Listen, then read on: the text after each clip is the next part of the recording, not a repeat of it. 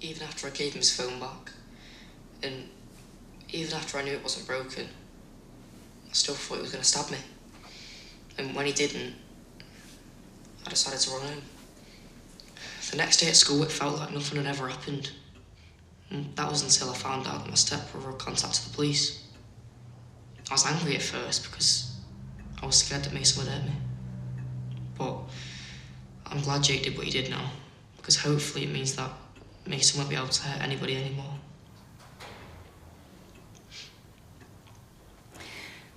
Thank you for that statement, Liam. Now, the defence barrister is going to ask a few questions about what you've said. Do you understand? Yes. But first, could you please read the oath? I promise by Almighty God that the evidence I shall give shall be the truth, the whole truth, and nothing but the truth. Thank you. Mr. Walsh. Thank you, Judge. Hello, Liam. Hi. I don't have many questions, so we'll have this over with quickly, OK? You ready? Yeah. You said that on Wednesday, the 22nd of November last year, that Mason threatened you with a knife. Is that correct? Yes. And on the same day, Mason was searched by a police officer. I found that out later, yeah. Then you'll be aware that no knife was found on Mason at that point. Because Dylan hid it for him. Dylan Wilson. Did you see Dylan hiding the knife? No. So how do you know that it happened? Because he told me. I see. Is Dylan a friend of yours? Yes. But he helped a boy who supposedly threatened you? Maybe he was scared. Were Dylan and Mason friends too? Yes. Were you happy with the friendship? No. Would it be fair to say that you are jealous of Mason? Yeah, I was at first, but now I know he's just a bully.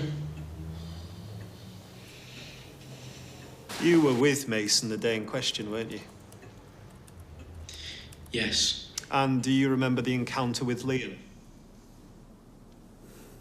Yes. You didn't see the knife that Liam says Mason had, did you?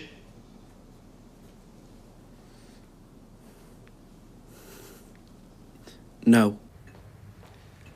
I'm sorry, could you repeat? You did not see Mason with a knife?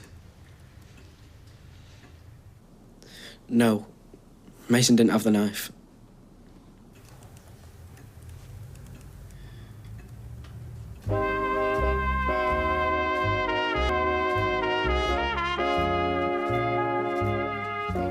Dylan, what are you doing? Sir, I would ask that you remain silent.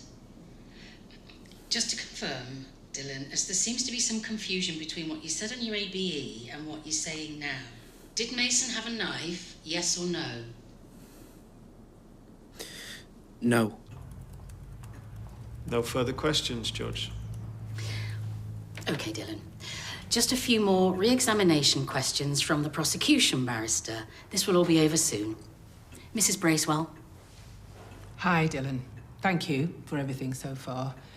Now, in your ABE statement, you stated that you did see Mason threaten Liam with a knife. Is that correct? Yes. And today, you're saying you didn't see that? Yes. May I remind you of the oath that you made earlier? Where you promised to tell the truth, the whole truth, and nothing but the truth. What on earth's got into you?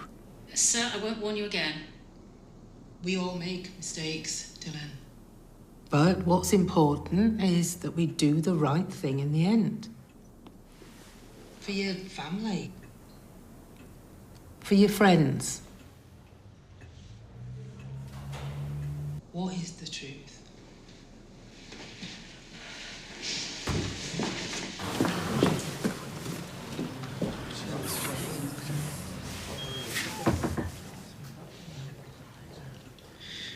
I'm sorry.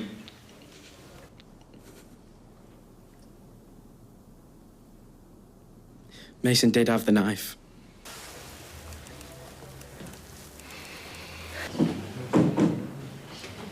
You sure that you're going to be all right in it? I am now. I'm sorry, mate. think it's okay. Thanks for telling the truth. What happened, Dylan? Mason threatened him yesterday, and then he sent one of his thug life buddies to do the same today, so he was just a bit scared, and he was also just trying to protect me and his mum. Should have guessed. But look, you got there in the end.